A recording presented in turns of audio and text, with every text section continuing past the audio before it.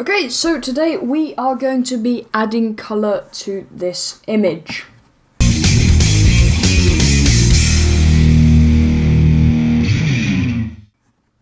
So to get things started, I'm going to create a new adjustment layer with hue and saturation.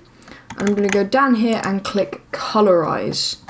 So for these flowers, I'm thinking maybe kind of an orangey look. So we're going to select an orange hue and I'm going to saturate that a lot. So you can see this has given us a really orange image, which obviously isn't going to work.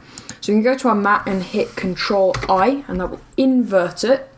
And then we can zoom in to our flower here, and you can see we can put some colour back into it. So we select a bigger brush, you can see we're painting colour back into this tulip, and we're still getting the shading on it and the lighting. So I'm going to select maybe a bit of a softer brush like this, and I'm just going to paint in the colour back on all of these flowers, and then we can work on the branches.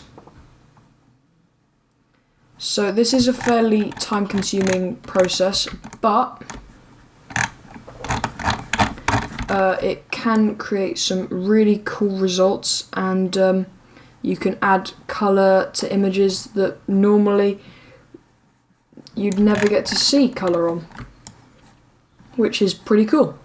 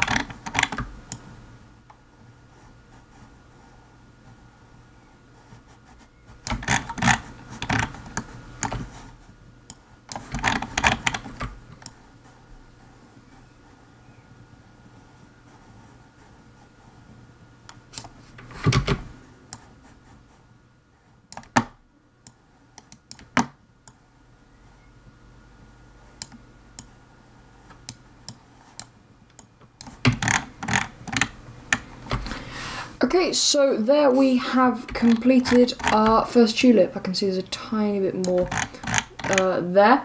So we have our first tulip done.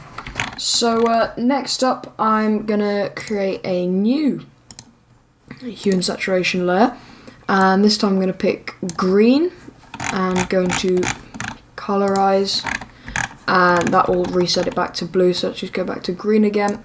And then we will click Control-I, and we can do exactly the same thing on this stem here and also this leaf, which is helpful because it means we can just simply colour in like so. And you can see we're really getting some cool looks here.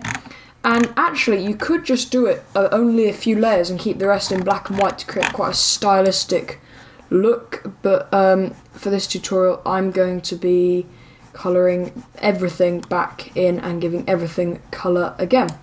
So I'm going to speed the rest of this process up, and I'll be back when it is done.